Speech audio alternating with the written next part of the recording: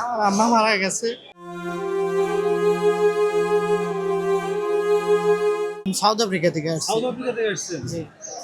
আচ্ছা, সাউথ আফ্রিকার বর্তমান অবস্থা কিরকম? আছে ভাই, ভালো মন্দ মিলে, ঠিক আছে। পরিস্থিতি সাউথ আফ্রিকা সবসময় খারাপই থাকে, ঠিক আছে। তার মধ্যেও অনেকে আল্লাহ যাকে ভালো রাখে, বা মোটামুটি ভালো থাকে, আবার কষ্টও থাকে। আপনি কতদিন থেকে ওখানে আছেন? আমি আছি 2010 সাল থেকে। আমার আম্মা মারা গেছে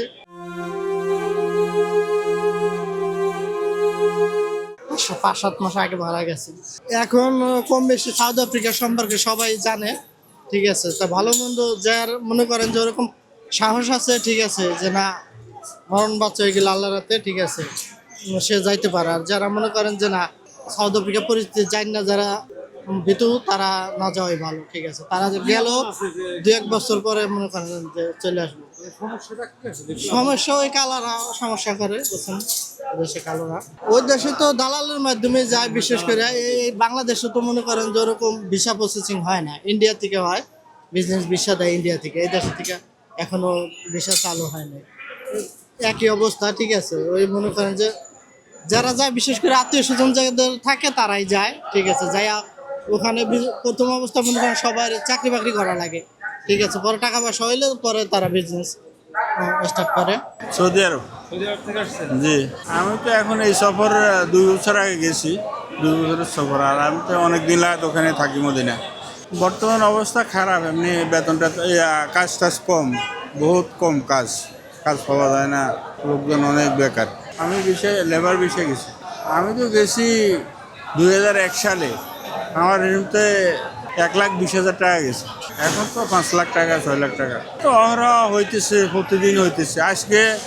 আজকে সকালে আমাদের বাসার একজন কফিলের কাজ নাই, এখন বাইরে কাজ করতে গেছে, আর এর আকামাতে 10,000 রিয়াল গেরামা দিচ্ছে। আজকের খবর, আজকের 15 বছর লাগ ওখানে একটা বাড়ি থেকে ঘর দর করতে পারে নাই, আকামাও নাই।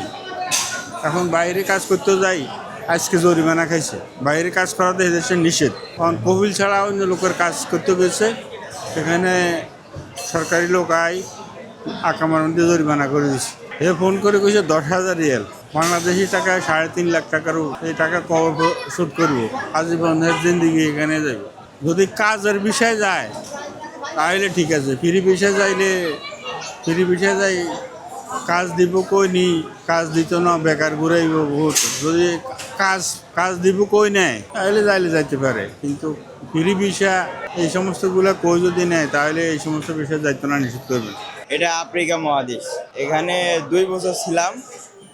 2 বছর পর ছুটিতে বাড়ি আসছে আর কি। ওখানে কন্ট্রাকশনের কাজ, আমাদের কোম্পানি সিরিজি কন্ট্রাকশন।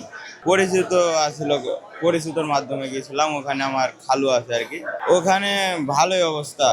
বর্তমান সিসিলসে অনেক লোক যাচ্ছে আর কি, এখন অ্যাভেলেবল ভিসা পাওয়া যাচ্ছে ওই জায়গায়। আপনার সিসিলস এটা বাংলাদেশে হয়তো অনেকেই চিনে না আর কি, দেশটা নতুন নাম শুনছে। আবার অনেকে আছে দীর্ঘ 25 বছর 20 বছর ধরে আছে বাঙালি আর কি। কিন্তু এখানে অ্যাভেলেবল আপনার ভিসা হয় না, এখানে এম্বাসি নাই, বুঝছেন। এখানে যে মেলা দিন কাজ করছে, ও মালিককে বলি এক একটা ভিসা টিসা নিতে পারে।